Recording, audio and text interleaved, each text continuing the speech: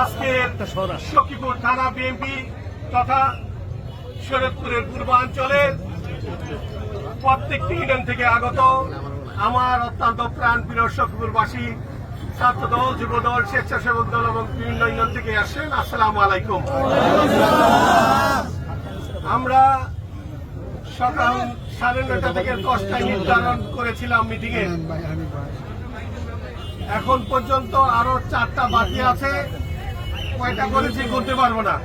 শুধু এতটুকু বলবো যে গত 7-8 বছর এলাকা আসতে পারি নাই, আসতে দেওয়া হয়নি। ঠিক আসতে দিয়েছিল না। 6 নম্বর সিগন্যালে আমাকে বিদায় করেছিল। 6 নম্বর সিগন্যালের মধ্যে আমাকে দেশ থেকে চলে যেতে হয়েছে। আমার ভাতিজি মুজারুল সর্দারের বিয়েতে মুজারুল সর্দারের মেয়ের বিয়েতে আমি আসতে পারি নাই। নিয়াজ সর্দারের বিয়েতে আসতে পারি নাই। রাজীব সর্দারের বিয়েতে আসতে পারি নাই। আরো যারা আছে অনেকের বিয়েতে আসতে পারি নাই।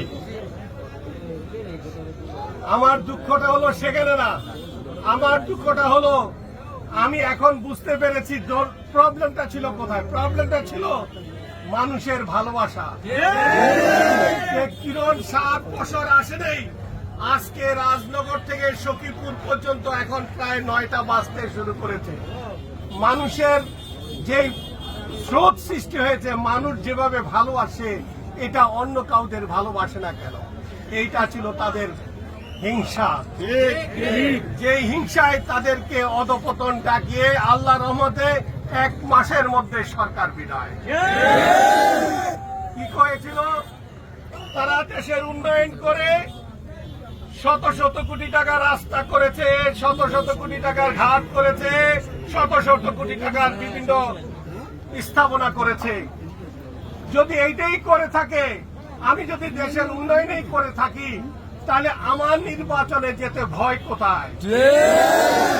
কারণ নির্বাচনের ভয় হলো 100 টাকার কাজে 10 টাকার কাজ করেছেন আর 90 টাকা চুরি করেছেন।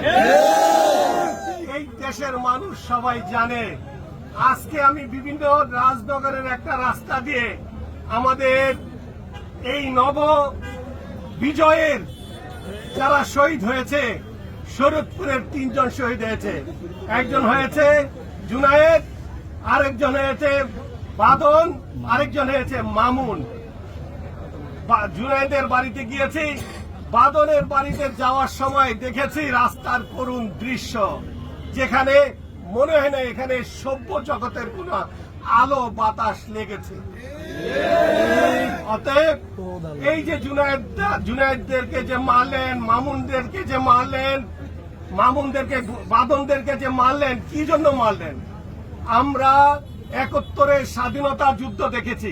কি দেখেছি? 71-এর স্বাধীনতা।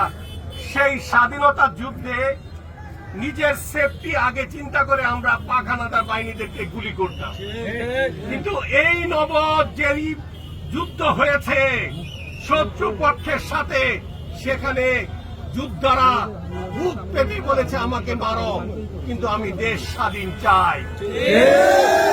সেখানে নিশ্চিত জানে আমাকে এই স্বৈরাচার হত্যা করবে, তার 1 সেকেন্ডও চিন্তা করার সুযোগ নেই। সে আমাদের বুকে গুলি মেরে দিবে। তারপরও 7 বছর, 8 বছর, 12 বছর, 14 বছরের বাচ্চারা বুক পেতে নিয়ে গুলি খেয়েছে। এবং এই গুলি খেয়ে আমরা যারা রাজনৈতিকভাবে ব্যর্থ হয়েছি, আমরা যারা এই স্বৈরাচারকে আন্দোলন করে বিদায় করতে পারি নাই, তারা চোখে আঙ্গুল দিয়ে প্রমাণ করে দিয়েছে নেতারা আপনারা অযোগ্য।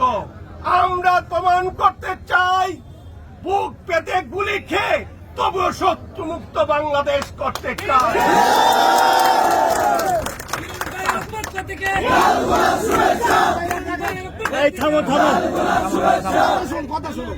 তাদের এই বাদনের মায়ের কাছে গিয়েছি।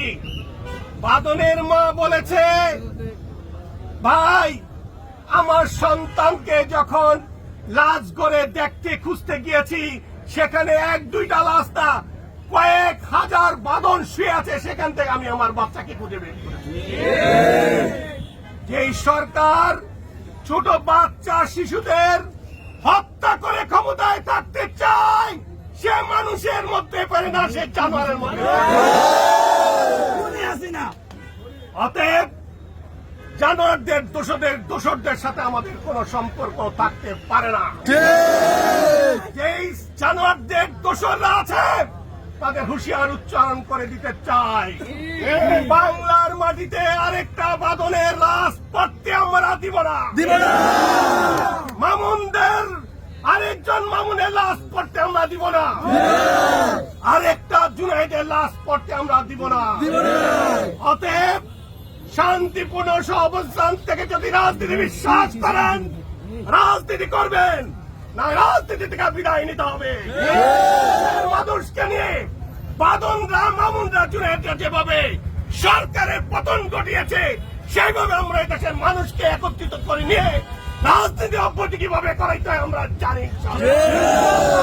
অতএব আমার শেষ অনুরোধ আপনাদের কাছে, যারা এই সরকারের পতন ঘটিয়েছে, যারা বুকের তাজা রক্ত দিয়ে এই সরকারের পতন ঘটিয়েছে এবং বর্তমান তত্ত্বাবধায়ক সরকারকে আমরা স্বাগতম জানিয়েছি।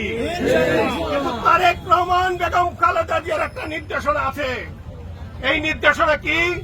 সেই নির্দেশনা এই শহীদদের রক্তের সাথে কেউ বেইমানি করতে পারবে না। সেই বেইমানি কোন কেউ এই চাঁদাবাজি করতে পারবে না। কোন এই সিএনজির কাছ থেকে, রিক্সাওয়ালাদের কাছ থেকে, ট্রলারওয়ালাদের কাছ থেকে, ট্রাকদের কাছ থেকে চাঁদাবাজি করা যাবে না। যদি করে তাহলে আমাদের শরীয়তপুর জেলা বিএনপির প্রেসিডেন্ট হিসাবে আমি বলতে চাই, বিনা নোটিশে দলের থেকে অব্যাহতি দেওয়া হবে। কোন হিন্দু কমিউনিটির উপর আঘাত করা যাবে না। কোন হিন্দু কমিউনিটির উপর যদি আঘাত করা হয়, তাকে দল থেকে অব্যাহতি নেওয়া হবে। শুধু তাই নয়, আইন শৃঙ্খলা রক্ষাকারী বাহিনীদের হাতে তাকে শরবত করা হবে। অতএব আমার বক্তব্য পরিষ্কার, কোন নেতাকর্মী, আওয়ামী লীগ দ্বারা অনেক নেতাকর্মী সুলুম পরিবর্তন করতেছে। বিএনপির জুলুম পরে অনেক জুলুম নির্যাতন করার পায়ে তারা করতেছে। কর্মীরা সতর্ক থাকেন। আগে বলেন হিন্দু হলে মন্দিরে যান, আর মুসলমান হলে 6 মাস মসজিদে লেফট রাইট করেন, তারপর দেখবো ইমান ঠিক আছে কিনা, তারপরে বিএনপি তো নেব কিনা বিবেচনা করবে। 5 ওয়াক্ত নামাজ যে পড়ে, যে 6 মাস মসজিদের সাথে যা সাক্ষাৎ করে, সেই বেঈমানি করতে পারে না। অতএব সবাই আপনারা দৃষ্টি রাখবেন, কোন হিন্দু কমিউনিটির উপর যেন আঘাত না আসে, কোন সাধারণ মানুষ যেন চাঁদাবাজি না করে, সাধারণ মানুষকে যেন হয়রানি না করে। আর আমাদের সখীপুর পুলিশ প্রশাসনকে আপনারা সহযোগিতা করবেন, তাদেরকে নির্ভয়ে কাজ করার সুযোগ করে দিবেন। তারা কাজ করবে, তারা কোনো অন্যায় করবে না। যেহেতু তাদেরকে অন্যায় করিয়েছে, আমরা অন্যায় করাতে চাই না। আমরা শান্তিপূর্ণ, সত্যকে সত্য, মিথ্যাকে মিথ্যা বলতে হবে। মিথ্যাকে সত্য বলা যাবে না, সত্যকে মিথ্যা বলা যাবে না। অতএব সবাইকে এই দীর্ঘক্ষণ এখানে অপেক্ষা করার জন্য আমার অন্তঃস্থ থেকে আপনাদেরকে অভিনন্দন জানাই। সবাই প্রশাসনকে সহযোগিতা করবেন, এই আশাবাদ ব্যক্ত করে আপনাদের কাছে আমি দোয়া চেয়ে, আপনাদের জন্য দোয়া দিয়ে আজকের মতো এখানে শেষ করছি। আপনাদের সাথে অচিরেই দেখা হবে। সাংগঠনিক নেতৃবৃন্দকে সংগঠন শক্তিশালী করার আহ্বান রেখে আল্লাহ হাফেজ, আসসালামু আলাইকুম।